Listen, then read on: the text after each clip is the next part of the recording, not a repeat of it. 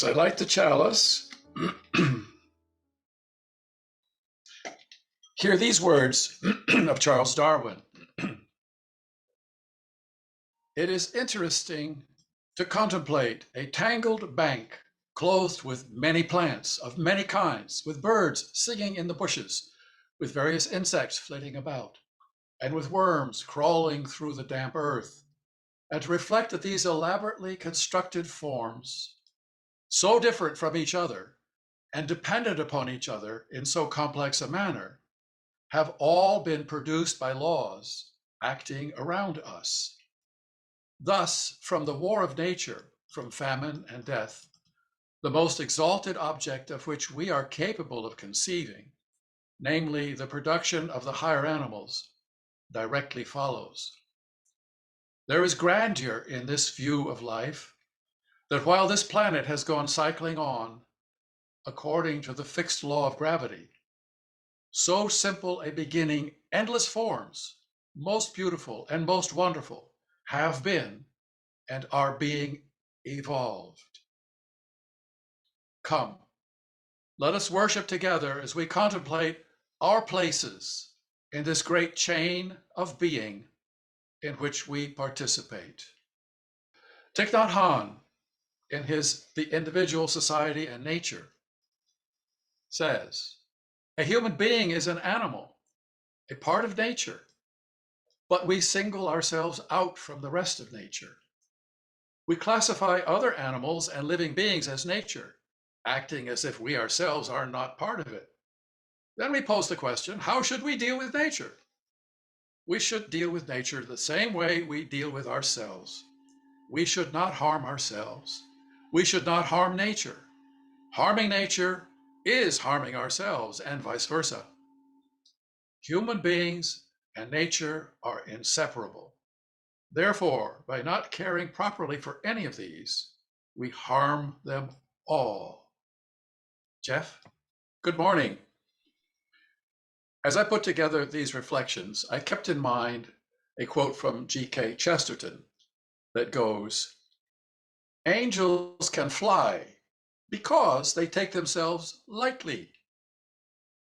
Isaiah Berlin once drew attention to two contrasting styles of thinking, and to life for that matter: the fox that knows many things, and the hedgehog that knows only one big thing. Allow me to approach my topic today with a fox-like levity. When I was in graduate school, I ran across a book written about 15 to 16 years earlier with the title, What is Life? Written by the well-known physicist Erwin Schrödinger. As I am looking back over my years, I notice that I have been implicitly answering this question in a variety of ways throughout my life. Being a scientist, a physicist, Schrödinger assumed that there must be physical explanation, identifiable physical mechanisms that constitute those objects that humans recognize as being alive and different from that which we consider to be not alive. The ancient explanation of a mysterious life force, or ghost in the machine, had long since been left behind by both physicist and biologist. We living human beings know through our own experience that our lives are real. The fundamentally chaotic and probabilistic nature of physical reality is expressed in terms of the laws of thermodynamics. Consequences of the second law of thermodynamics suggested that life could not persist, even if living entities should happen to come into being. In his book, Schrödinger sought to address that conundrum. At the time, I could only dimly understand his conjectures. There seem to me two fundamentally different approaches to the question, what is life? There's the inside, the subjective perspective, from which a living being is aware of and can report on its own experiences in the course of living.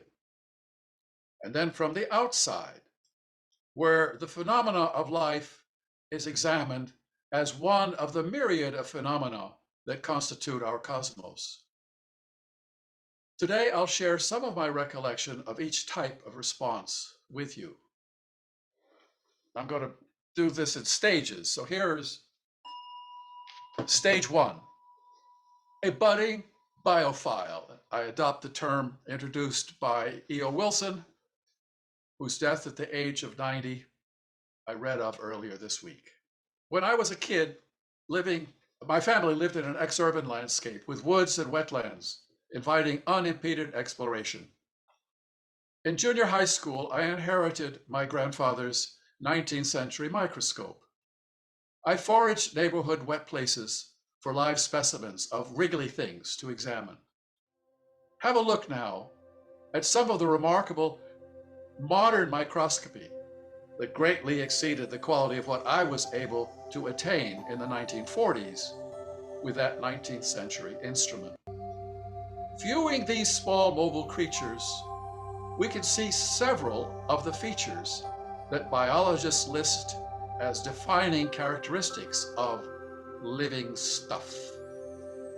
When I studied biology, life was recognized as displaying 5 factors.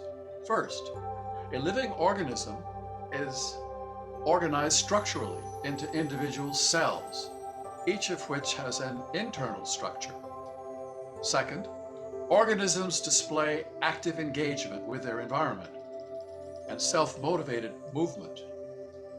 Third, living organisms display developmental life trajectories.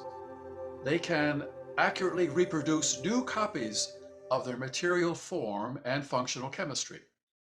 The mechanism of reproduction somehow maintains hereditary integrity while allowing for changes that may enhance survival.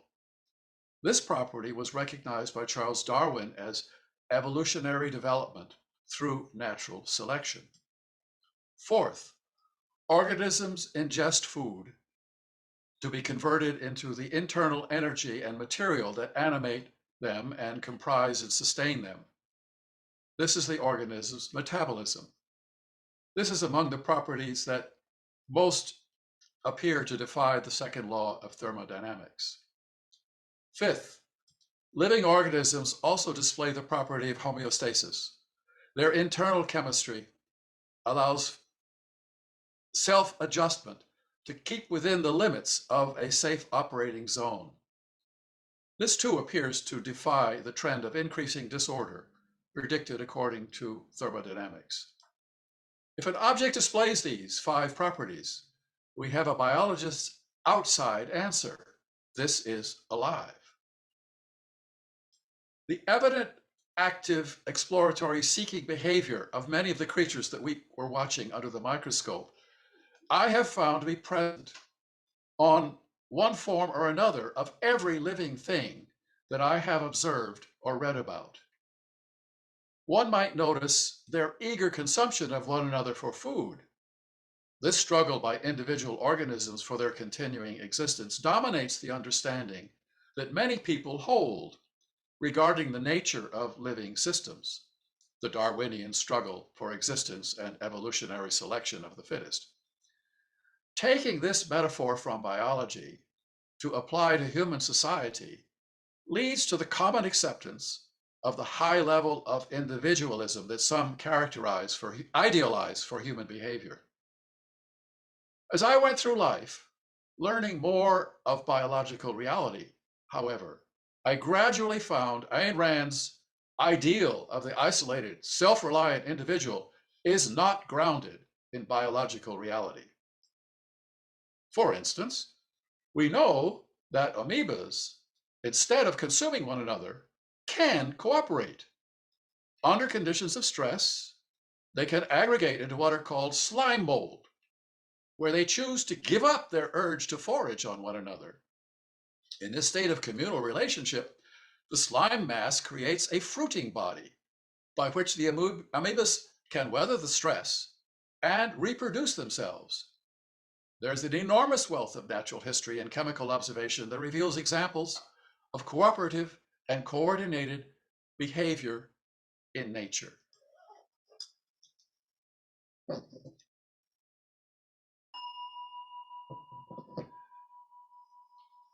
A subjective biophile.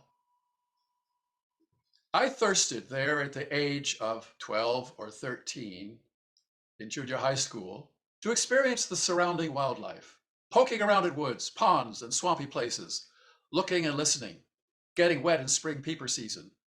I got an idea.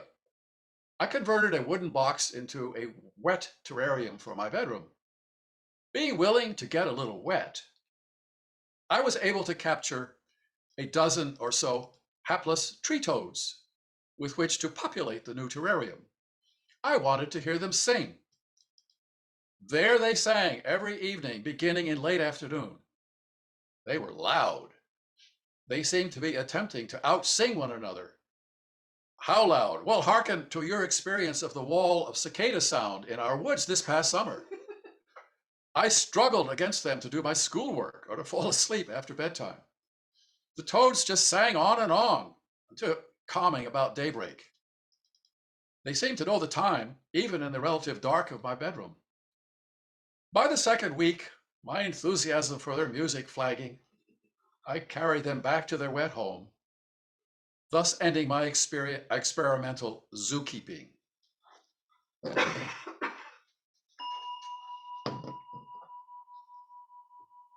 Stage 3, lived experience 2. A few years later in college, I found myself immersed in the richness of the human quest for academic understanding of the world. Although I majored in biology and chemistry, I found my exploratory, seeking impulses propelling me like a raccoon into brand new realms of intellectual endeavor: geology, calculus, physics, philosophy, American literature, European and Russian history, political science, and international affairs. All of this was accompanied by lots of time in the library stacks. This was the experience of a fox on steroids, exploring the incredibly diverse range of the intellectual experiences of humankind. Toward the end of my 4 years of college, it became necessary to address what to do next. All living organisms are constrained by external and internal factors when making choices regarding moving ahead. The big constraint for most young men my age in those days was the obligation for military service, either voluntary or by draft. I chose to enlist in the U.S. Naval Officer Candidate Program. Upon admission and completion of the 4 months OCS training, I became a commissioned naval officer. Over the next 3.5 years, I experienced life as an engaged actor in a large, hierarchically structured social organization.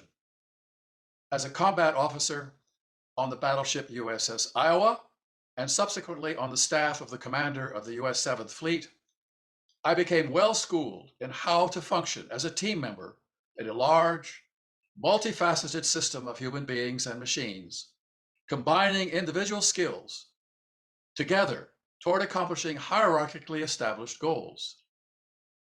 I recall how my purposeful actions as an individual were both facilitated and constrained by the role defined for me by the system. Social networks of action are of fundamental significance to our being, but they are difficult to understand, recognize, and cultivate.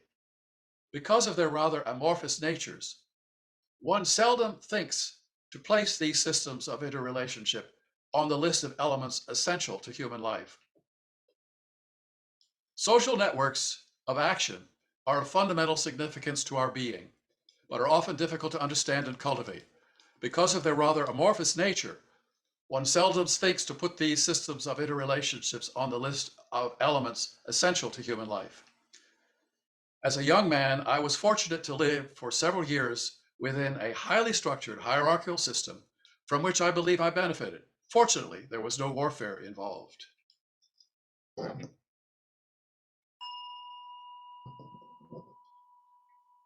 Stage 4, Life as a Physical Object, Part 1. From time to time over the years, I encountered the question, what is life? If there is no ghost in the machine with which to explain living objects, how can we explain them, embedded within and composed of non-living matter? Physicists can show how the random behavior of small particles and molecules leads to regular, lawful behavior at a large scale. Can similar approach explain living matter, while the laws of thermodynamics imply that living stuff is highly unlikely to come into being by itself and certainly unlikely to persist? James Maxwell was deeply troubled by the conflict between this logical consequence of his second law of thermodynamics and his own awareness of being alive.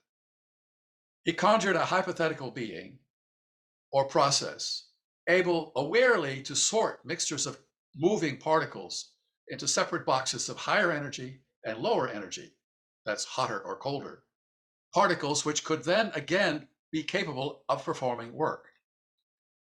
Physicists reasoned that living matter must be able to perform this sort of task. Living systems must possess some mechanism for increasing the organization of their material constituents and for remembering through time how to perform this anti-random processing. The physicist Erwin Schrödinger's book, What is Life?, summarized the best speculation available at that time in 1945.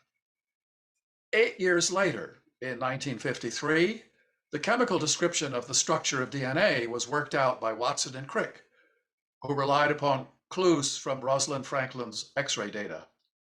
DNA provided the basic memory mechanism that allows the accurate replication of the processes whose operation produced the stuff of living matter. An organism's genome, comprised of DNA, replicates itself from generation to generation. The genome came to be recognized as the essence of life. The genome needs to be expressed or embodied in living bodies through a succession of generations of transitory objects. Change in body form or structure between generations can occur because of the alteration of individual genes that can occur randomly. From a strictly evolutionary biological perspective, our genes are our underlying being. Our individual lives are more like tree leaves, which grow to be able to sustain and replicate our genes. Our bodies wear out according to the second law of thermodynamics. The organism's one purpose in life, from the gene's perspective, is to transfer as many examples of the genome, that is, of itself, as possible into the future, in defiance of the second law. Additional thought. Life as a physical object, part 2. But is the evolutionary development of organisms from generation to generation entirely a matter of chance? Is the evolutionary process a blindly stochastic process? Is the development of an organism during its life purely a mechanical process dependent entirely upon events in its previous life experience? Since physically based systems, upon which all life processes are based, have no provision for seeing into the future, how could biological systems see into the future? And yet, I am myself aware of having intentions to do such and such. I seem to have some capacity to make real choices regarding the character of my next behavior. Is it possible to enhance certain choices that lead to outcomes more favorable to the well-being than would other choices be? Could such an ability also be a characteristic of living stuff? There is some hard-nosed physical thinking developing in that direction. I recently encountered among my papers an article published in Science magazine in 1975 under the title Causality and Anticipation by J.M. Berger, who's a physicist, well-versed in the philosophy of Whitehead. Berger began with the statistical probabilistic nature of the chemical mechanisms that underlie functioning organisms. But he further postulated that an organism, to survive, must have an inherent ability to make behavioral choices that favor its survival into the future. He postulated that favorable choices would be those that maximize the freedom to continue making further favorable choices. He was not able to specify such a mechanism, but he thought this property had to be available. Thoughts such as this have led subsequently to vigorous study and modeling of what are called anticipatory systems in both biology and human society. It's possible such a mechanism might allow for the human notion of a free will. Stage 4, lived experience number 3, another cross-species encounter. I remember a much later and different kind of encounter with a wild creature. Early in my career as a young scientist, I was leading a team observing ocean waves from a steel tower in the deep ocean about 30 miles south of Bermuda. We typically spent weeks in residence on the tower awaiting storms to observe. We occupied a box-shaped living structure perched on 4 legs, perhaps 70 feet above the water level. From this height, we lowered probes with our instrumentation to measure the structured behavior of the turbulent wind during ocean storm wave development. During a visit in March of 1963, the occupants of that ocean tower were not the only higher order living beings in that vicinity. Day after day, the surrounding sea sparkled in the sunlight as several dozen humpback whales at rambunctious play splashed flippers and flukes on the water surface. They seemed to be showing off to one another with their incredible breaches out of the ocean. Below the box-shaped residence, the tower was virtually open air between the 4 supporting legs. A narrow steel grate walkway, about 2 feet wide, situated 10 feet above the water, connected the legs. On one of those March days, under bright sunlight, the sea calm and nearly unruffled as a mirror, I was alone down on that walkway taking bucket samples of the water. Suddenly, a great gray hulk appeared from the depths, almost under me. It lounged there alongside the tower, perhaps 30 feet long, scarcely 15 feet below me, eyeing me and gently blowing mist and water droplets into the air, seemingly intentionally toward me. I stood there, eyeing the inquisitive visitor, transfixed perhaps for 5 minutes, until she or he snorted a cloud of vapor as if to signal curiosity either satisfied or disappointed at not being offered any doggy treats, and sank quietly back into the depths. For years after, I wondered about the character and possible mutuality of that encounter. Was the whale curious simply because it saw an unusual change on the tower? Did it feel a need to identify an object moving about on that catwalk? Did the whale recognize the moving object to be a living thing? Recently, I read about the extraordinary experience of a whale researcher scuba diving among her whale research subjects. The whales pretty much ignored her. Suddenly, one of them left the group and purposefully came over to her. With its snout, it began pushing her through the water. She was, of course, terrified by this behavior.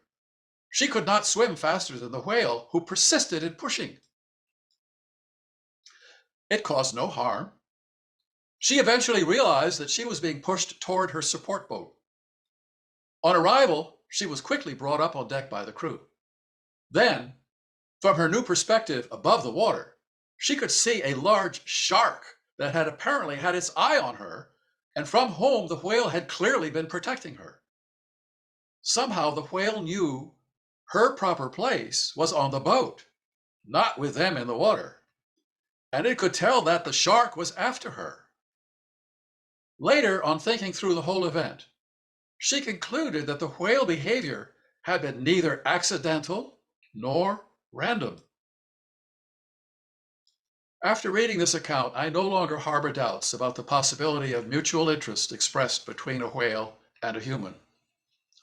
There does seem to be potential for experiencing mutual regard for well-being between human and wild alien individuals of advanced development. Can we class this as an example of empathy? What had the whale learned about the character of the human swimmer from her time among them? Was the whale conscious of her clearly benign intention? Did it sense that the human did not realize herself to be in danger? And was the whale's assessment of the swimmer's evident benign character relevant to its response to that situation? Stage 5, life as shared affect and interbeing. Much later in my life, after graduate school, and after my early years of field research, and after almost 20 years of university teaching, I began to grasp somewhat different perspectives on the nature of life. During those early years, I had taken for granted the roles of cognitive thought and language for binding human individuals into living networks. About that time, as I entered my 5th decade, facilitated by involvement with some psychotherapy, my fox-like exploration of then contemporary psychology, accompanied by me beginning regular Zen meditation practice, which I continue today, I began to uncover significant aspects of my mental reality that resided well below my level of cognitive awareness. I began to pay more systematic attention to human emotional experience and expressive human affect. I gradually became aware of bonding and communication between people through experienced feelings in the absence of words. Once I became aware of the experience of affect contagion, I learned to be aware of this wordless communication of positive and negative affect, which works to either bond isolated individuals into groups or drive them farther apart. Is this unique to human beings? Can we document anything like this in the non-human world? Consider 2 study reports I recently encountered. The first article was headlined, "Watchful Canaries Prepare for Illness." Imagine 2 cages containing the same types of birds, such that the birds are visible to one another, but separated sufficiently that they could see but not infect one another. The birds in one cage were infected with a bacterium that can cause conjunctivitis, lethargy, and visible fluffing out. Birds in the other cage, although uninfected, were observed to develop antibodies simply in response to having viewed the symptomatic appearance of the infected birds. Another case, laboratory mice living together in an experiment where one of them exhibits behavior characteristic of pain, such as from an arthritic disorder. Other mice in proximity, but not affected by what caused the pain in the afflicted animal, displayed neurological and behavioral signs of the same kind of injury. These affective mechanisms for responding to outside stimuli are not cognitively based. They have origins deep in our evolutionary history to assure quick and automatic responses to various stimuli in the interest of self-preservation. Over the past 20 years, I've been reading about the extensive indirect studies of affect in human beings, especially the work of Antonio Damasio and Sylvan Tompkins.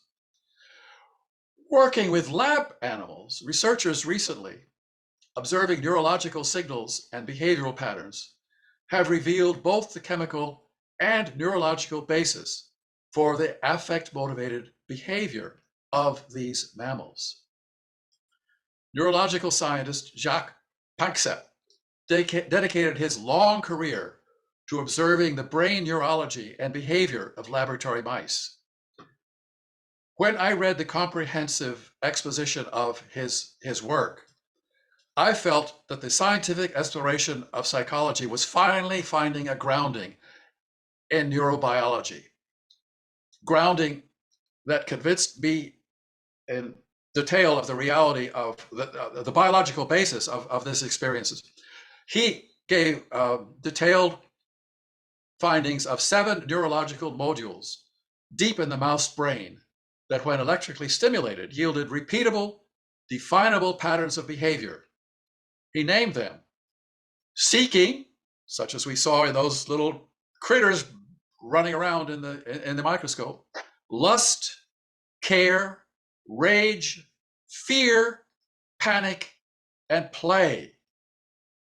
Each of these was a very characteristic behavior, and the neurobiology was very, very clear.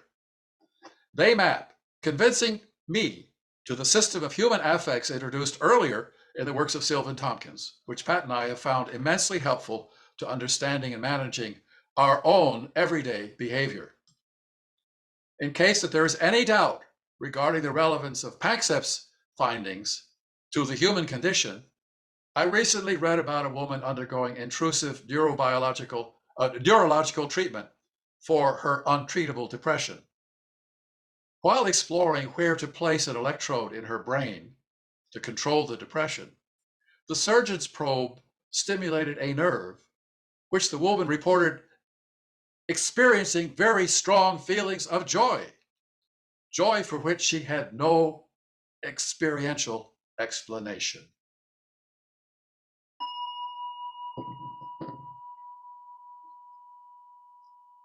Shared nutrients and interbeing in the vegetative world. I've lived in this old house for almost 50 years. The surrounding trees and shrub landscape, while not as old as the house, has probably been in place for almost 100 years. This established vegetation borders the lawn. Under the trees and in the lawn, various kinds of mushrooms burst up at seemingly random times and places. These are the fruiting parts of various underground fungi, whose vegetative biomass is well out of sight, underground, and therefore, for the most part, out of mind. Since fungi do not possess chlorophyll and are therefore dependent upon nourishment from either dead or alive organic matters, they were often thought of as degenerate members of the plant kingdom, but are now recognized to stand as a separate kingdom apart from the plants and the animals. They have long been well known for living in symbiosis with root hairs of the autotrophic, that is, the self-feeding green plants, to whose nutrition they contribute in return for receiving photosynthetic fixed carbon nourishment. These budding mushrooms must have been signaling an extensive mycelial network in the soil of my lawn. Did it connect the root systems of these old trees? Study by several persevering and talented women scientists have revealed that vast underground networks of mycelia do indeed connect individual forest trees to one another. In situations of stress, an older, better nourished tree, sometimes dubbed a mother tree, has been found providing supplemental nourishment via the underground mycelial network to nearby needy tree specimens. There is also evidence of mycelial communication regarding insect or disease infestations. Intraspecies communal behavior was early dubbed the woods wide web. Of course, the fungal organism itself benefits from its active contributions to the community of tree life. Studies by clever observers have revealed that underground fungal mycelial growth can demonstrate a kind of anticipatory or intentional seeking behavior akin to that displayed in the animal kingdom. Current studies seek to map forest fungal networks at the regional and global scale. Everywhere we look in nature, the deeper we look, we find the old standard view that biological life in the wild, as a model of rugged self-interested individualism, is seriously incomplete. Examples of coordinated action, cooperation, and community building appear to be inherently widely characteristic in the living world. Stage 6, human upshot, which brings us to the human condition. I've come to realize that humans bond through the sharing of their responses to positive and negative affect. affect contagion on steroids. We intentionally and unintentionally manipulate the feelings of one another through the projection of affect. This is the mechanism of how we bond into networks of various kinds, or into networks of rejection and formation of exclusive tribal groups. It has seemed to me that at least a major role of religion is to systematically organize these affective processes among large groups of people. I've argued this case here in the past when I spoke of affect theology. Then I argued that it seemed to me that it was the holy work of an individual to learn to effectively manage their own affective responses to events in ways that enhance their own flourishing and the flourishing of their community. We humans are gradually, sometimes reluctantly, responding to a slow growing awareness of kinship beyond the direct genetic and familial kinships, beyond tribal kinships, out toward and beyond all humankind. And we've been gradually developing a sense of kinship with the rest of the realm of living stuff. The seventh principle of our UU association, we affirm and promote respect for the interdependent web of all existence of which we are a part, is clearly an open signal that we are aware of being alive within a larger whole. At this point in developing my remarks, I began to cast about how to address our human challenge of being alive and being together. It struck me that this vast subject is the topic of virtually every Sunday service that I have encountered at the UUFN. It is the topic that should occupy most of our moments of our individual and shared lives. I had a dream earlier this week in anticipation of this writing, coming from my unaware self, to call attention to how deeply are humans embedded in the various social and economic networks upon which we depend. The dream was terrifying. I slept through the complex story, but awoke shaking. I dreamed that I was alone on some kind of complex trip that took me to an unfamiliar city. The city was bustling with people and activity, completely strange to me. I needed to find a safe place to stay, to engage some kind of transport to take me to an as yet unidentified safe place. I put my hands in my pockets, searching for my links to the local economic and social networks that I might utilize. I anticipated finding my wallet and credit cards, identifying cards, phone numbers, modular telephone, and cash. But to my horror, I found all my pockets were completely empty. There I was, functionally naked and isolated. The terror I felt was no abstract or hypothetical response to my apparent circumstances. Fortunately, at that point, I awoke. I found myself safe in my own bed and in possession still of all the gadgets and paraphernalia that allow me to connect with the immense variety and social and economic networks on which I depend in the world. With awareness of this lesson, let us keep strong in our intentional connections to and within the UUFN, that we may flourish within our own spiritual community. For Blaise Pascal, man is a thinking reed. We are the weakest to be found in nature, but he is a thinking reed. It is not necessary for the whole of nature to take up arms to crush him in a puff of smoke. A drop of water is enough to kill him. But even if the universe should crush him, man would still be more noble than that which destroys him, because he knows that he dies, and he realizes the advantage which the universe possesses over him. The universe knows nothing of this. May awareness of our place in nature nourish us as we go forth. Blessed be.